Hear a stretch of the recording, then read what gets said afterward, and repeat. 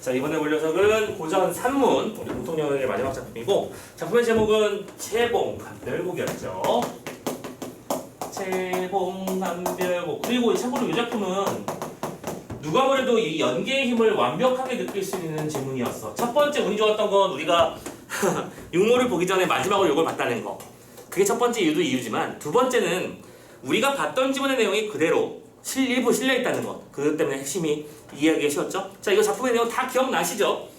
채봉이라고 불리우는 우리 여주인공이 이 필성이라고 하는 인물과 사랑을 속삭이는 사이에서 채봉의 아버지가 딸내미를 팔아먹고 그런 와중에 허판서에게 청탁을 갖다가 모든 걸 잃고 난장판이 되었을 때 우리 채봉이는 자신의 몸을 팔아서 송이라는 이름으로 기생이 되고 그 돈으로 아버지를 빼내고 그런 상태에서 아버지의 소식을 모르다가 이감사의 도움으로 이 보국이었죠.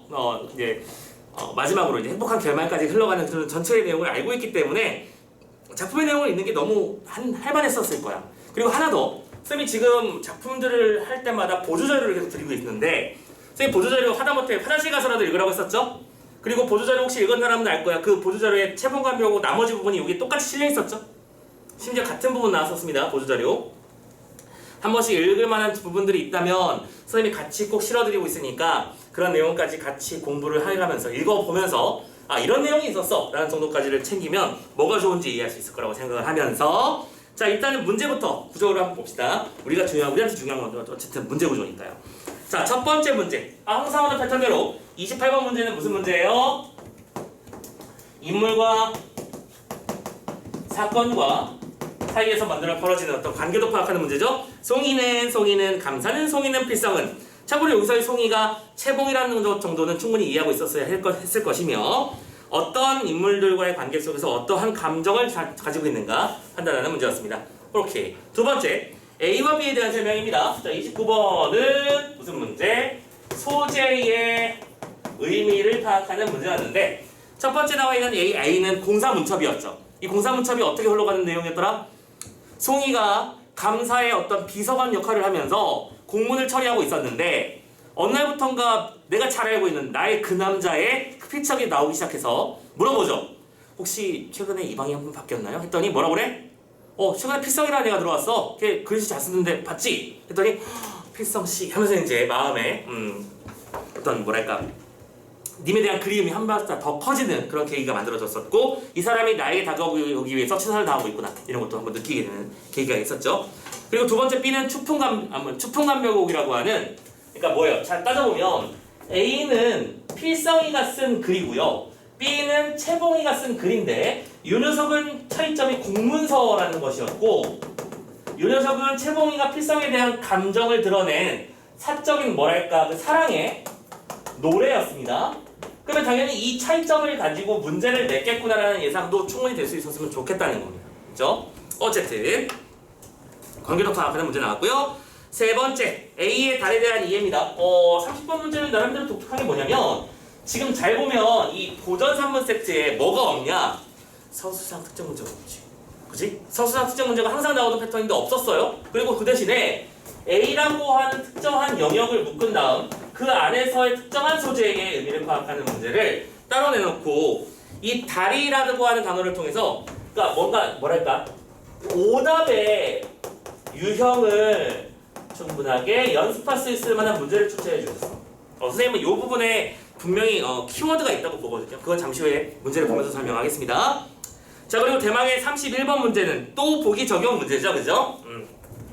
31번. 자, 노란색으로 보기의 내용을 적용해보는 문제. 자, 보기의 내용은 참고로 먼저 읽고 시작해야 되는 게 맞다고 했었죠. 항상 다만 이 작품 같은 경우에는 이미 내용을 알고 있었을 거기 때문에 쉽게 갈 수 있었을 거야.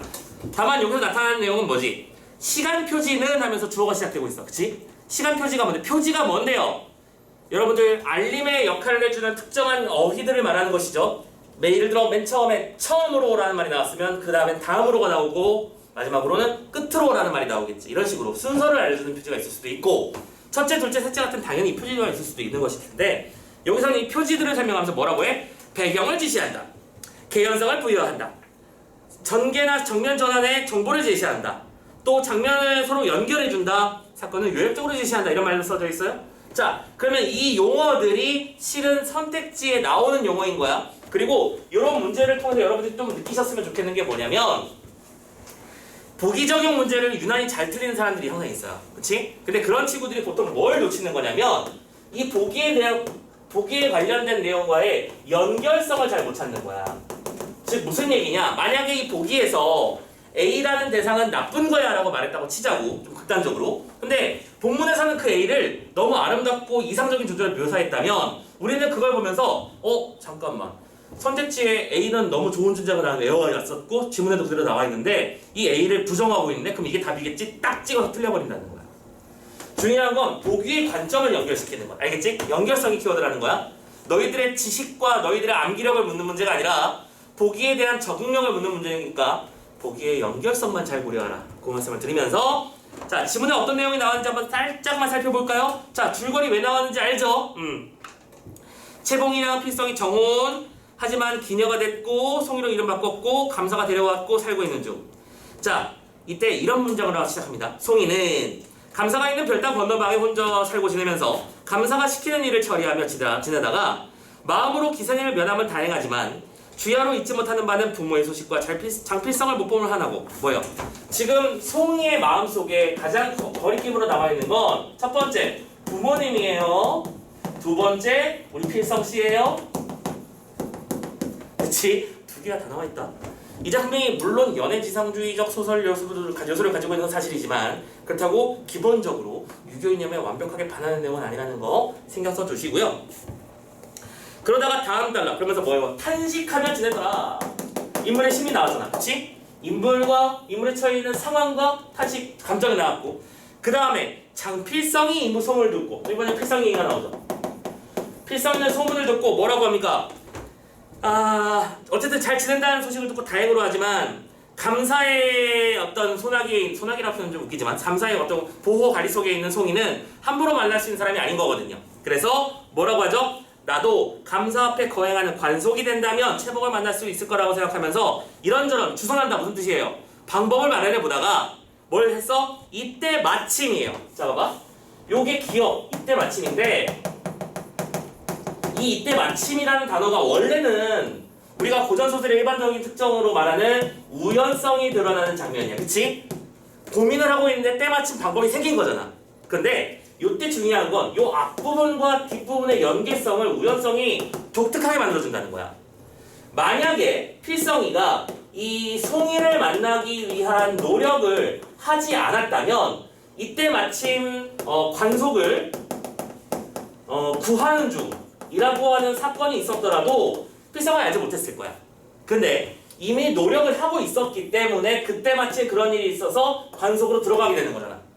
그치? 그런 요소를 찾는 게 이 녀석의 특징이었다는 것. 참고로 이 녀석을 먼저 설명해드리는 이유는 이따가 보게 될 31번 때문에 그렇습니다. 먼저 설명해드렸고요. 자, 이렇게 하면서 문필이 있는 이방을 구했대요. 문필이 있는 이방은 무슨 뜻일까요? 글 좀 쓸 줄 아는 이방. 그래서 시험을 봤는데 얘가 참고로 필성이는 어쨌든 좀 가난해지긴 했습니다만 양반은 양반이야. 그지? 실력이 어느 정도 있다고요. 원래 이방은 양반이 하는 게 아닙니다. 양반이 아니라 서인들이라고 하죠. 양반 집안에서 태어나게 됐지만 엄마가 첩인 그런 사람들이 많이 하는 건데 아예 양반 출신이 했다는 얘기는 굉장히 뭐랄까 파격적인 행위였던 것이죠. 그러면서 선생님이 이 작품 같은 경우에는 이렇게 사랑을 위해서 모든 걸 버릴 수 있는 자신의 직업과 그치? 이런 것들을 버릴 수 있는 인물상을 그려라고 했습니다. 아무튼 이렇게 해서 필성이가 들어오게 되었는데 그 다음에 차시라는 말 나왔어. 차시는 이때 한편 다음으로 이런 말입니다. 하루는 공사무첩이 들어왔어. 필성이 글씨가 보이지? 혹시 필수법이 장서방님 같은데 뭘까? 하면서 물어봅니다. 이방이 갈렸나요? 라고 디귿에서 물어봤죠? 이방 갈고 장필성 썼어. 야, 잘 쓰지 않냐? 송이는 이 말 듣고 속으로 암암이 기꺼하면서 기뻐한 거지. 그러면서 지내는 게 리을 반년이 지난 거야. 반년쯤 지나니까 분명히 내 근처에 있다는 건 알겠는데 얼굴을 못 보니 서로 상사병이 될 지경이 됐지. 됐나? 그리고 나서 A가 나옵니다. A에서는 무슨 문제가 나왔었죠? 소재 의미 파악이라고 썼지만 되게 독특한 문제가 나왔다고 썼죠. 그러니까 나름대로 서술상 특징 문제이긴 한데 그 서술상 특징은 약간 돌려말하기 방식으로 문제를 냈다는 게 이 작품의 특징이거든. 왜냐면 자 봐봐. A 이렇게 돼 있어. 이때는 추 9월 보름때라. 월색 달빛은 명랑하고 남창에 비추며 공중에는 기러기가 웅 하면서 짝을 찾아 날아가고 있고요. 두견이는 슬피 울고 있고요. 이렇게 뭔가 애상적 분위기를 묘사하고 있다. 그치? 이거 배경문사야, 그죠? 뭔가 짠한 느낌이 들어. 그러니까 무심한 사람도 마음이 상하는데, 그러니까 뭐 내가 딱히 애인이 있는 것도 아닌데 괜히 마음이 심적해지고 그지? 울적해지고 가을 타고 이런 상황인데요. 독수공방에 눈물로 세월을 보내는 송이야 오죽할까. 참고로 이런 걸 보고 우리가 서술자의 개입이라고 많이 부르지 않나? 그치? 야, 송이는 오죽하겠어라고 서술자가 자신의 감정을 우리한테 드러낸 거야. 체크. 송이가 모든 심사를 잊어버리고 책상머리에 앉아서 졸다가 또 눈을 뜨고 이렇게 왔다 갔다 하면서 어느샌가 밤이 돼버렸고 새벽이 돼버렸어. 바깥을 보니까 날 밝은 달이 가득하고 낙엽의 소리가 들려오지. 잊었던 심사가 다시 가슴에 가득해지면서 눈물이 막 떨어집니다. 슬퍼. 송이가 남청을 가만히 열고 탄식하며 누구한테 말한다? 달한테 말한다. 달아, 너는 내 심사를 알지? 작년 이때 뒷동산 명월 아래 우리 님을 만났더니 달은 다시 보건만은 님은 어찌 못 보는 거. 자, 뭐예요? 전형적인 자연사와 인간사의 대비라고 맨날 공부해왔던 그 요소가 등장하고 있는 거야. 그치? 달은 또다시 때를 알아 앞에서 비추고 있는데 그때 함께했던 달은 지금도 떠있지만 나는 님을 만나지 못하는 상태야. 대비됐고, 그 옛날 심양강의 검은고를 듣던 여인은 백낙천을 달 아래 만날 적에 마음속에 맺힌 말을 세세히 풀었지만 나는 어찌하여 부득설진 심중사, 부득 얻을 수 없어, 설진 마음을 다하여 말하는 것을, 심중사 마음속의 이야기. 됐지?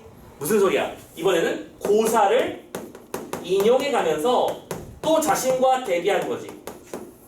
옛날에 님에 대한 그리움으로 절절했던 그 사람은 어쨌든 님을 만나서 결국엔 얘기하지 않았나. 하지만 나는 여전히 님을 만나지 못하고 있고 괴로운 상태야 라고 말하면서 대비를 통해서 강조하고 있는 중이고, 사람은 없어 말 못하나 차라리 심중사를 종이 위에나 그리다 하면서 그 내용을 구구절절 막 쓰다 보니까 자연스럽게 노래 한 곡 만들어졌고 그게 바로 추풍감별곡이다 라는 얘기가 나왔습니다. 됐죠? 그리고 얘들아, 중요한 뒷부분 안 읽어도 되지? 심지어 그냥 수특의 내용 그대로잖아. 그지? 안 읽을게요. 자, 아무튼 이렇게 해서 지문의 내용을 봤고, 자, 신경 써야 될 문제 2개. 일단 요 앞에 있는 2개는 표준적 패턴의 문제이며 우리가 많이 겪어왔던 형태의 문제다라는 사실. 두 번째, 밑에 있는 2개는 우리가 좀 신경 써야 될 요소가 분명히 있는 문제라는 건 신경 쓰면서, 먼저 28번부터 해결. 안 어려워. 1번, 송이는 부모의 소식으로 애태우다가 감사의 걱정을 산다. 걱정을 산다는 얘기는 감사가 걱정하게 만들었다는 얘기잖아. 송이가 부모에 대한 걱정을 하다가 그것 때문에 감사가 걱정을 했니? 아니죠. No, 아니에요. 너무 아니라서 할 말도 없지, 그지? 자, 오케이. 다음 29번. 자, 공사문첩과 두루마리의 차이점. 아까도 이미 말씀드렸지만 이 소재라고 하는 것이 기억과 니은이, A가 B가 이런 식으로 차이점이 있었어. 자, 1번. A에 대해서 대화하며 송이의 그림을 눈치챘니? 아니었죠. 대화하기 전에 이미 눈치챘다는 걸 우리는 본문에서 배워서 알고 있습니다. 두 번째, A를 작성한 사람에 대한 궁금증을 갖게 된 송이는, A가 동사문첩이죠. B를 통해서 자신의 궁금증을 필성이가 알린 게 아니지? 그치? 아닙니다. 필성이가 알리지 못했어요. 그러니까 계속 그리워했죠. 3번, 공사문첩을 본 송이는 필성이가 가까운 곳에 있음을 알게 되었고, 완벽합니다. B의 그 필성을 만나지 못하는 마음을 풀어냈지. 봐봐, 공문서는 서로의 존재만을 아는 것이지만 이 녀석은 서로 자신의 마음을 드러내는 듯한 차이점을 가지고 문제를 만든 거야. 그치? 정답이 3번. 4번, 공문사 문첩을 전달받은 필성. 말도 안 되지? 필성이 쓴 거 오히려 송이에게 전달한 거잖아. 5번, 자신을 A를 보면서 필성이 자신을 찾고 있음을 알게 된 게 아니었죠? 오케이. 자, 좋아요. 자, 그러면 30번 문제부터 좀 집중해서 봅시다. 자, 30번 문제는 다에 대한 이해라고 되어 있지만 결론적으로는 서술상 특징 문제야. 그런데 그 서술상 특징 문제를 새로운 유형의 방식으로 내고 있는데, 실은 그 문제 자체가 막 말도 안 되게 어렵고 복잡하고 이런 건 아니었을 거야. 그치? 자, 서술상 특징 문제가 변화하고 있다. 이거는 확정적인 사실이야. 앞에서 현대소설도 마찬가지였죠? 기억하시면서, 자, 1번 봐봐. 역시 여기서 오답 유형 연습이라는 포인트를 선생님이 잡아드렸는데, 오답 유형의 대표적인 게 얘들아 기억해야지. 자, 팁이죠. 오답의 대표적인 2가지 유형은 1번, 이렇게 맞는 말 사이에 잘못된 단어를 배치하는 것. 그러니까 문장 전체를 보면 대부분 맞아. 그런데 어떤 특정 한 단어가 잘못 쓰여 있어. 그런 경우에 답인 경우가 많아서 여러분들이 그 답을 찾기 어려워하는 편이죠. 오케이? 참고로 이 패턴 우리가 앞에서 독서지면서 많이 봤었습니다. 됐죠? 그리고 두 번째요. 어떤 특정한 지문 속에 구절이나 지문에서 활용된 용어를 다른 말로 대체하는 과정에서 오류를 만들어버리는 거야. 대체라고 하는 건 지문에 나온 내용을 똑같이 말하는 게 아니야. 그가 그리워했다. 그리움을 나타내고 있다. 이렇게 말하지 않고 그리워했다라는 말을 보고 뭐랄까? 예를 들어 사랑하는 님에 대한 그리움을 나타냈다 해놓고 선택지에서는 풍수지탄의 정서를 드러내고 이런 식으로 오케이? 전혀 엉뚱한 얘기를 해버리는 거지. 자, 그래서 이 대체라는 관계 때문에 여러분들이 기출문제에서의 그 오답으로 표현된 즉 선택지 유형들을 열심히 공부해야 되는 이유가 만들어지는 거야. 알겠지? 기출문제의 가치는 바로 이런 부분에 있는 거라고. 앞에서 다른 문제의 답이었던 그 녀석은 제외하고 오답이었던 1번부터 5번까지 선택지가 여러 가지 기출문제에서 다른 말로 다 자꾸 반복적으로 나타난다는 거 알아두시고, 두 번째, 잘못된 단어는 어휘력의 문제이기도 하죠. 자, 어휘를 놓치지 마. 자, 1번 보시면 이 문제는 참고로 첫 번째 유형의 패턴 문제였어. 송이가 필성의 안녕을 기원한다. 잠깐만, 안녕이 뭐죠? 편안하게 잘 지내는 거야. 그럼 잘 봐, 잘 생각해봐. 송이가 달에게 빈 내용이 우리 필성씨 잘 지내게 해주세요 이거였냐? 아니죠. 달에게 기원한 내용은 야, 넌 돌아왔는데 나는 나는 님을 못 보니? 하면서 한탄하는 거였습니다. 그쵸? 필성이가 잘 지내기를 바라는 마음은 없었습니다. 이미 때 하나 더 마음을 의탁하는 대상이라고 말했는데 의탁은 뭐 하는 거야? 자신의 마음을 거기에 맡기는 거야. 오케이? 참고로 화자의 정서를 의탁한 소재를 보고 뭐라고 하더라? 객관적 상관문이잖아. 그치? 지금 객관적 상관문이라는 용어를 마음을 의탁하는 대상이라고 표현하면서 미묘하게 끌고 온 거야. 이거 이해했었습니까? 하셨어야 됩니다. 그런데 마음을 의탁하는 대상이라고 하는 건 객관적 상관문 중에서도 화자의 정서와 일치하는 바로 감정이입을 말하는 것일 텐데 이 달이 무슨 감정이입이야. 말도 안 되지. 나랑 대비되는 소재인데? 맞나요? 그래서 1번이 너무 완벽하게 답이었고 다들 쉽게 풀었을 거라고 봅니다. 선생님 저 이거 틀렸는데 하면은 너무 마음이 아프네요. 잘 챙겨주시고요. 너무나 틀린 지점이 두 개나 뚜렷하게 드러나 있었다. 다만 이 문제를 통해서 첫 번째 오답 유형은 잘 체크해 주시고 두 번째 용어 정리 잘해야겠다는 생각도 해주시고요. 됐죠? 마음을 의탁하는 대상 감정이. 나머지 안 해도 되지. 패스.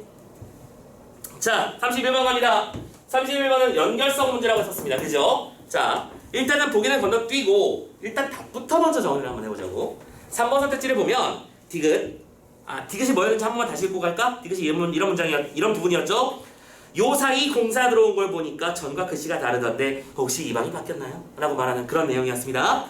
디귿은 공청에서 일어난 최근의 변화에 송이가 주목하고 있음을 보여주는 한편. 오케이, 좋아요. 맞죠? 최근 공청에서 누가 사람이 바뀌어서 글씨체가 바뀌었나 보다. 근데 그 다음 단계가 뭐였냐면 하필이면 그 글씨체가 필성시의 글씨체였죠? 거기에 집중하고 있는 거였어.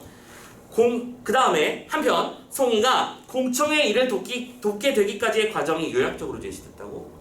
좀 힘 빠질 정도로 답이 너무 쉽지 않니? 그치? 이 구절을 통해서 송이가 왜 이런 과정을 거치는지 설명한 게 아니잖아. 오케이? 너무 쉽게 답이 나왔다. 3번 잡아놓으시고요. 다만 여기서 중요한 선택지는 선생님 1번 같은 녀석이라고 보는 거야. 1번 볼게. 봐봐. 기억이 뭐였냐면 아까 그 우연이 이때 마침이었어. 그치? 우연으로 보이는 감사의 이방선발이. 됐어? 자, 보통 마침이라는 단어를 쓰면 우연성을 말하는 것이 맞다라고 했었죠? 그런데 이것이 필성이 송이와 만나기 위해 애써왔던 시간과 맞물려 있음을 드러냄으로써 뭘 부여한다고 했어? 개연성을 부여한다고 했어. 실험 잘 봐. 이 두 개는 서로 어울리지 않는 쌍이야. 우연성이라고 하는 건 어느 날 갑자기 우연히 벌어지는 일을 말하고, 개연성이라고 하는 건 그 어떤 사건이 벌어지는 어떤 인과관계가 필연적으로 어울려 있고 충분히 그럴 만한 것을 말하는 거야. 서로 어울리지 않는 쌍이잖아. 그런데 지금 보기에서 우연성의 요소라고 하는 것이 개연성을 부여할 수도 있고 장면의 전환을 기여할 수도 있고 장면을 연결하기도 하고 이런 식으로 말을 해놨거든요. 즉 보기에서 개연성으로도 볼 수도 있는 거 아니냐라고 판단하고 했으므로 이거는 보기와의 연결성을 고려했을 때는 맞는 얘기가 된다는 거지. 무슨 말인지 이해됐나요? 오케이. 자, 그런 것 좀 잘 기억해 주셨으면 좋겠고, 자, 선택지에서 내 멋대로 야 이건 개연성인데 무슨 말도 안 되는 이러면서 문제를 착각하지 마시라. 라는 말씀 드리고 싶습니다. 오케이? 자, 좋습니다. 여기까지 해서 잠깐 장면 마무리하고 고생하셨습니다.